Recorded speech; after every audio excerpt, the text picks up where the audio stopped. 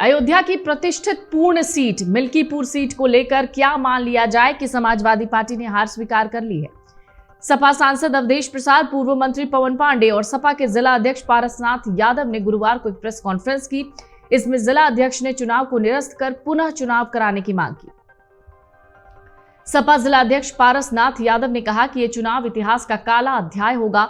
अगर यही सब करवाना था तो क्या जरूरत थी चुनाव करवाने की? क्या जरूरत थी मुख्यमंत्री के 6 बार आने की?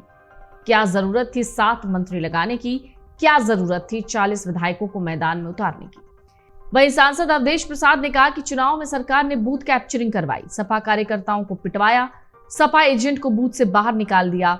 यहां पर पुलिस के लोग भाजपा कार्यकर्ता बनकर काम कर रहे थे। फिर भी मैं अपने कार्यकर्ताओं को बधाई देना चाहता हूं कि उन्होंने डट कर मुकाबला किया, नहीं तो मिल्कीपुर सीट पर जीत का इतिहास बनता। जिस तरह से प्रेस कॉन्फ्रेंस में सपा नेताओं ने बात रखी, उससे माना जा रहा है कि समाजवादी पार्टी ने मिल्कीपुर सीट से अपनी हार स्वीकार कर ली है। दरअसल जिस तरह से कल यानी 6 फरवरी को मतदान संपन्न हुआ था, पिछले दिनों सपा नेताओं और कार्यकर्ताओं ने देखा कि मतदान बीजेपी के पक्ष में हो रहा है। सपा प्रत्याशी अजीत प्रसाद ने बीजेपी एजेंट्स को धमकी दी। सपा कार्यकर्ताओं ने एक भाजपा कार्यकर्ता की पिटाई कर दी। इधर मिल्कीपुर मतदान के दौरान 5 फरवरी को सपा कार्यकर्ताओं ने भाजपा कार्यकर्ता बब्बन तिवारी की जमकर पिटाई की। आरोप लगा फायरिंग भी हुई थी, लेकिन फायर मिस हो गया। इसके बाद सपा के कार्यकर्ताओं ने असलहे के बट से घायल कर दिया। बताया जा रहा है बीजेपी कार्यकर्ता बब्बन तिवारी अपनी रिश्तेदारी में गए। लौटते समय थाना खंडासा के भखौली गांव के पास बूथ कैप्चरिंग का आरोप लगाकर सपा कार्यकर्ताओं ने बीजेपी कार्यकर्ता की पिटाई कर दी। उत्तर प्रदेश की मिल्कीपुर विधानसभा में हुआ उपचुनाव चर्चा का विषय है। मिल्कीपुर में करीब 65% से ज्यादा वोटिंग हुई है। वोटिंग परसेंटेज को देखने के बाद सियासी जानकार तो सोचने को मजबूर हो गए कि आखिर ऐसा क्या हो गया कि उपचुनाव में इतनी बम्पर वोटिंग हो गई। साल 2022 के विधानसभा चुनाव में 60% से कम ही वोटिंग हुई थी, लेकिन इस बम्पर वोटिंग के बाद से बीजेपी नेताओं के चेहरे खिल गए हैं।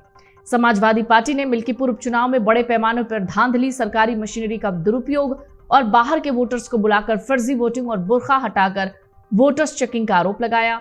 अखिलेश यादव ने सोशल मीडिया पर एक के बाद एक कई पोस्ट किए। अयोध्या प्रशासन और चुनाव आयोग को आड़े हाथों लिया। यादव वोटों में बीजेपी की सेंध लगती दिख रही है। इसका क्रेडिट रुदौली के बीजेपी विधायक रामचंद्र यादव को जाता है, जिन्होंने यादवों में जबरदस्त मेहनत की। रुदौली के 3 बार के विधायक रामचंद्र यादव की पकड़ इस इलाके में है। यही नहीं, मुलायम सिंह की बहू अपर्णा यादव को लेकर भी रामचंद्र यादव बहुल इलाकों में घूमते रहे। स्थानीय स्तर के यादव नेताओं को चुनाव के पहले बीजेपी में शामिल कराया। माना जा रहा है उनकी मेहनत की बदौलत बीजेपी कुछ हद तक यादव वोटर्स में सेंध लगाने में सफल रही है। इस बार दलित वोटों में भी विभाजन हुआ है। चंद्रशेखर आजाद की पार्टी से उम्मीदवार सूरज चौधरी को जाटव बिरादरी का कुछ वोट मिला है, जबकि अन्य दलित बिरादरियों में बीजेपी ने अपनी पकड़ बना रखी है। ज्यादातर सवर्ण और बनिया बिरादरी के वोट परंपरागत तौर पर बीजेपी के साथ दिखाई दिए, जबकि समाजवादी पार्टी अपने कोर वोट बैंक को संभालने में ज्यादा जद्दोजहद करती दिखाई दी। लड़ाई समाजवादी पार्टी और बीजेपी में ही सिमट गई, लेकिन आजाद समाज पार्टी तीसरा कोण बनाने की कोशिश कर रही है। पूरा मिल्कीपुर 3 ब्लॉक में बटा है। हैरिटिंगगंज, कुमारगंज और मिल्कीपुर ब्लॉक। इलाके का सबसे बड़ा बाजार अमानीगंज है। यादवों की संख्या यहां ज्यादा होने से बीजेपी ने यहां मेहनत की है। समाजवादी पार्टी को भरोसा है कि उनका अपना वोट बैंक मुसलमान और दलित, खासकर पासी समाज उनके साथ मजबूती से जुड़ा है। बीजेपी का नया पासी चेहरा देना लोगों को पसंद आया है। संसाधनों से भरपूर चंद्रभानु पासवान मिल्कीपुर के लिए नया चेहरा है, किसी भी विवाद से परे हैं। ऐसे में बीजेपी के लिए चुनाव सपा के मुकाबले ज्यादा मुफीद नजर आ रहा है। अमर उजाला जीवांजलि के सारथी की मदद लें और महाकुंभ में स्नान जरूर करें।